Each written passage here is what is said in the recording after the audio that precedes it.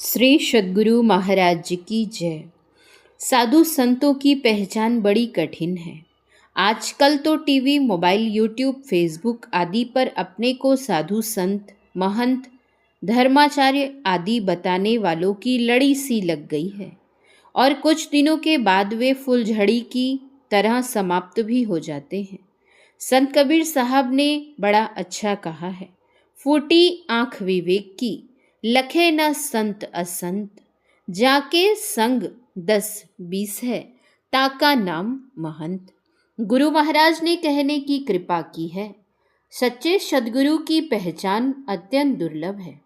फिर भी जो शुद्धाचरण रखते हैं, जो नित्य नियमित रूप से नादानुसंधान का अभ्यास करते हैं और जो संत मत को अच्छी तरह समझा सकते हैं, उनमें श्रद्धा रखनी और उनको गुरु धारण करना अनुचित नहीं। लेकिन आज का समय तो ऐसा हो गया है, जहाँ भीड़ लग रही हो, लोग सुनने समझने पहुँच जाते हैं। लोगों को चाहिए क्वांटिटी नहीं, क्वालिटी को देखें और परखें। वाल्मीकि रामायण में एक बड़ा ही रोचक प्रसंग है, जो इस प्रकार है। भगवान श्री राम के राजत्व काल में एक कुत्ता न्याय के लिए उनके दरबार में उपस्थित हुआ, जिसका सिर कटा हुआ था।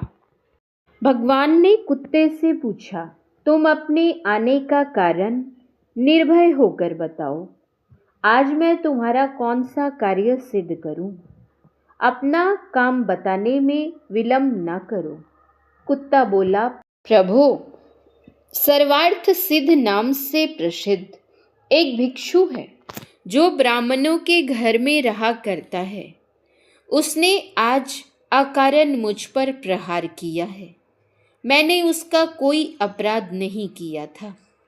कुत्ते की बात सुनकर भगवान श्री राम ने उक्त भिक्षु को बुलवाकर पूछा, ब्राह्मण, आपने इस कुत्ते के सिर पर जो प्रहार किया है, उसका कारण क्या है? भिक्षु ब्राह्मण ने कहा, प्रभु, भिक्षा का समय बीत चुका था, तथापि भूख रहने के कारण भिक्षा मांगने के लिए मैं द्वार द्वार घूम रहा था। यह कुत्ता बीच रास्ते में खड़ा था।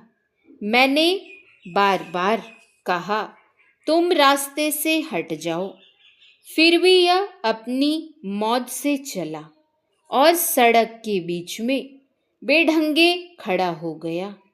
मैं भूखा तो था ही, क्रोध से प्रेरित होकर डंडे से मैंने इसको मारा है। मैं अपराधी हूँ, आप मुझे दंड दीजिए। भगवान श्री राम ने अपने सभी सभासदों से पूछा, इसको कौन सा दंड दिया जाए? उस सभा में भृगु, अंगिरस, वशिष्ठ और कश्यप आदि मुनि थे। धर्मशास्त्रों का पाठ करने वाले मुख्य विद्वान उपस्थित थे।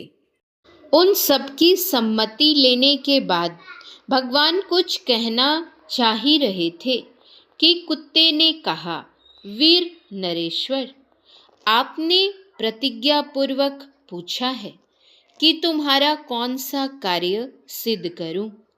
इस प्रकार आप मेरी इच्छा पूर्ण करने को प्रतिबद्ध हो चुके हैं।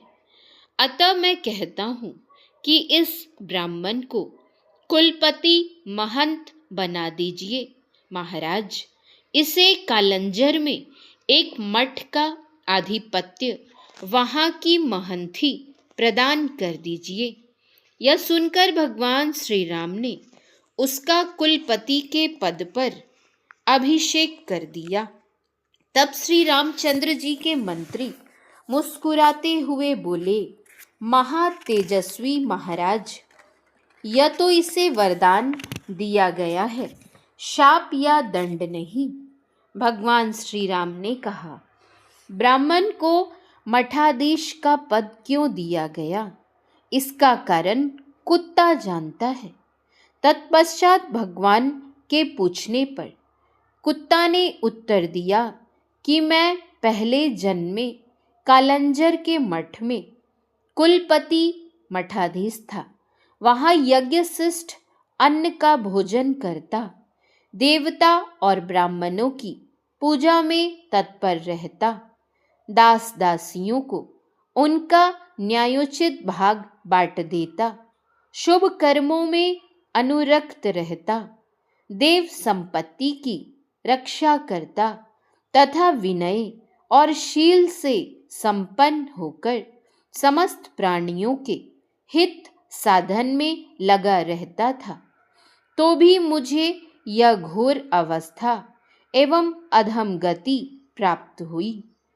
फिर जो ऐसा क्रोधी है, धर्म को छोड़ चुका है, दूसरों के अहित में लगा हुआ है, क्रूर, कठोर, मूर्ख और अधर्मी है, वह ब्राह्मण तो मठाधीश होकर अपने साथी ऊपर और नीचे की 7 पीढ़ियों को भी नरक में गिराकर ही रहेगा। इसलिए किसी भी दशा में मठाधीश का पद ग्रहण नहीं करना चाहिए।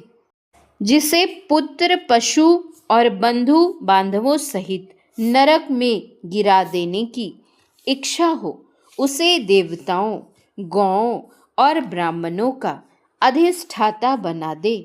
कुत्ता का वचन सुनकर श्री रामचंद्र जी के नेत्र आश्चर्य से खिल उठे और वह महातेजस्वी कुत्ता भी जिधर से आया था उधर ही चला गया।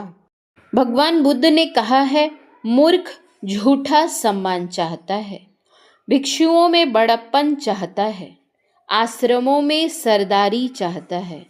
मूर्ख अपने मन में सोचता है कि दुनियादार और त्यागी समझे कि यह मैंने किया है। आवश्यकता है विवेकशील बनने की। हमें दिखावटी की ओर नहीं जाना चाहिए, बल्कि विवेक विलोचन से तर्क की कसौटी पर कसकर धर्म पथ पर अग्रसर होना चाहिए। तभी इस बहुमूल्य जीवन को बहुमूल्य लक्ष्य की प्राप्ति हो सकती है। क्षमा बड़न को चाहिए, छोटन को उत्पात, कहा विष्णु को घटी गयो, जो भृगु मारी लात। श्री सद्गुरु महाराज की जय। श्री सद्गुरु महाराज की जय।